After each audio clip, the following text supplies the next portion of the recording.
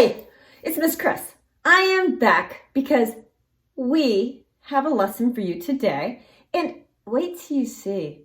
Look to me like there's a spaceman in the room next door. Today's lesson has to do with something called initiative. Initiative. Getting things done just because they need to be done.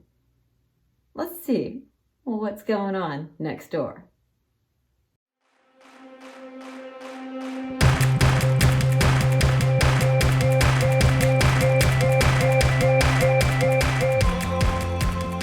Hello, people of Earth! It's me! Jacob! Oh, there it is. That's how I... Nope, that's not it, Jacob. Okay. Nope, it's back on again. Okay. And I am ready for launch. I mean, not really. I don't actually have a rocket or anything, but I am ready for initiative. Initiative is seeing what needs to be done and doing it. Astronauts are really great at showing initiative. When they see what needs to be done, they don't just ignore it, they do something about it. They even have this thing they do before every launch. It's called a status check, and it works like this. Rocket fuel, check. Oh. Rocket fuel is a go. Red switchy thing, check. Red switchy thing, Red switchy thing is a go. Power thrusters, check. Power thrusters. Power thrusters are a gross. I can't check the power thrusters because somebody left a dirty sock here. Well, can you move the dirty sock? I mean, I could, yes, but it's not mine. I didn't leave it here. And so I don't think it's my job to move the sock. I suggest that we halt the launch until whoever left his sock here comes and gets it themselves. Copy that. Holding launch for a dirty sock. Good. Roger that. I wonder how long I'm gonna have to wait for someone to come get this sock. Probably gonna be here for a while. You know what? Today's story is about a guy who saw something that needed to be done, and he did something about it, even though it wasn't his responsibility. Sounds like a great guy. Will somebody come get this sock? It smells. Some people, am I right? Ugh. Now, for an amazing story. Inspired by the book of Nehemiah, chapters 1 and 2. Over and over, the Israelites promised to be faithful to God. But over and over again, they turned away from him. At last, God allowed enemy armies to take his people captive and carry them off to Babylon, nearly 1,000 miles away. After 70 years, God allowed some of his people to return to Jerusalem and rebuild the temple. But back in Babylon, now part of Persia, the rest of the Jews had made lives for themselves. In fact, a Jew named Nehemiah had become quite important. Greetings. I am cupbearer to the king.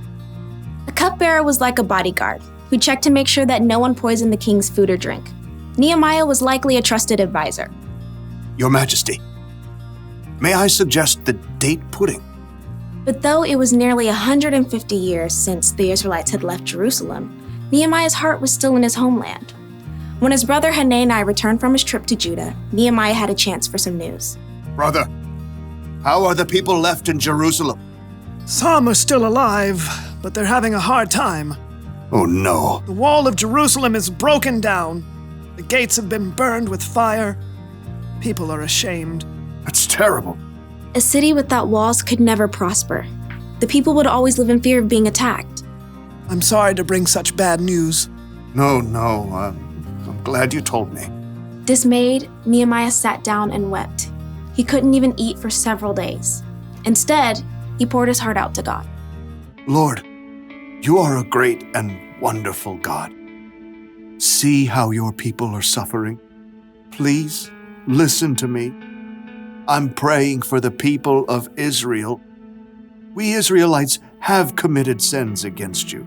We haven't obeyed the commands you gave to Moses. Nehemiah reminded God of the promise he made to his people. You said, If you people are not faithful, I will scatter you among the nations. But if you return to me, I will bring you back. Lord, please pay careful attention to my prayer. Give me success when I bring my request to King Artaxerxes. For 4 whole months, Nehemiah prayed daily to God. He knew before taking action, he needed to listen and prepare. At last, he was ready. Your Majesty, Anyone who came before the king was supposed to appear happy. But for the first time, Nehemiah allowed his true feelings to show. Oh, why are you looking so sad? may you live forever?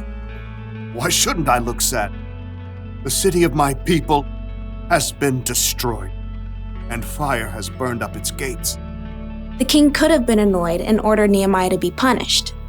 But God moved his heart. Well, what do you want?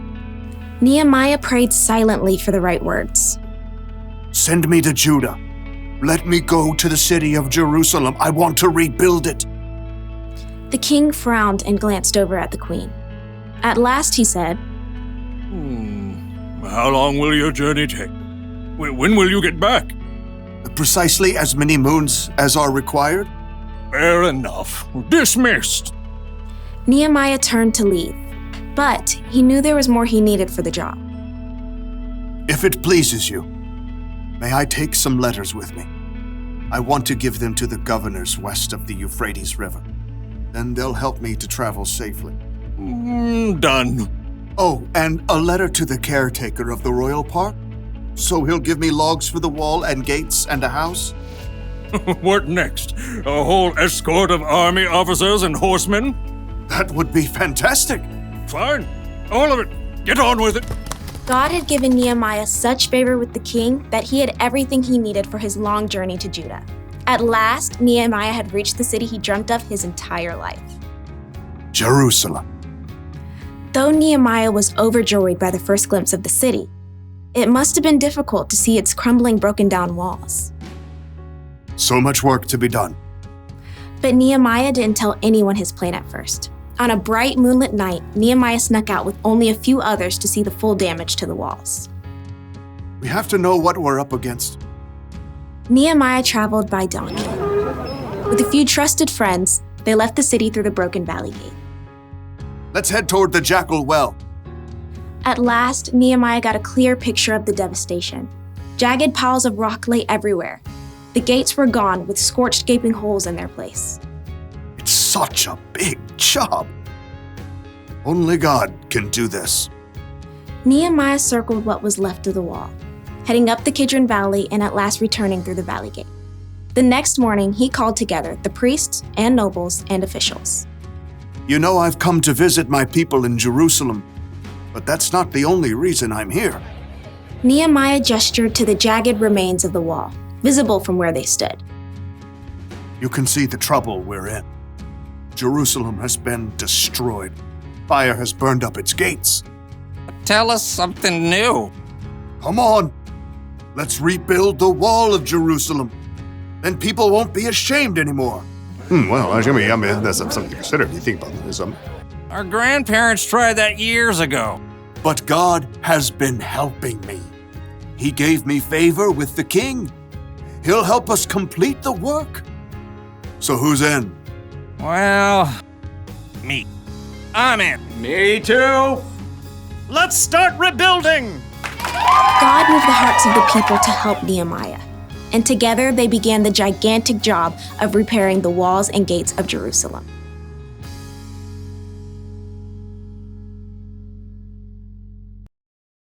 You ever see a piece of trash on the ground and just walk by without picking it up because you didn't put it there?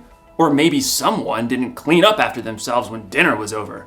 Do you just leave the messy dishes lying around? Do you ignore someone else's dirty sock? A lot of people see what needs to be done but then don't do it because it's not their job. It's not their responsibility.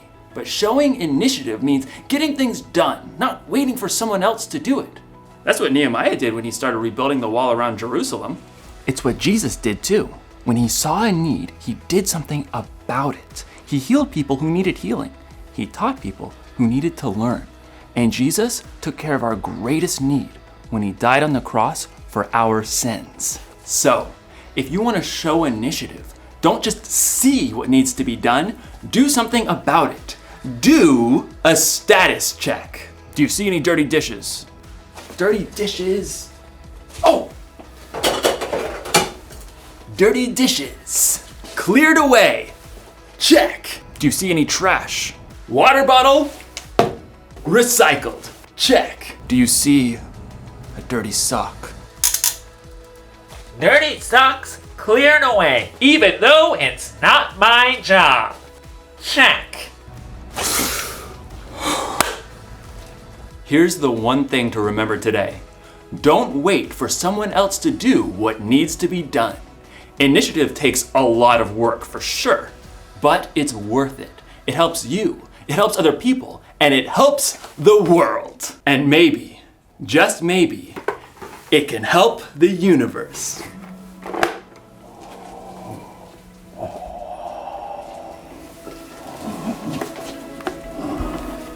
I'll see you next time.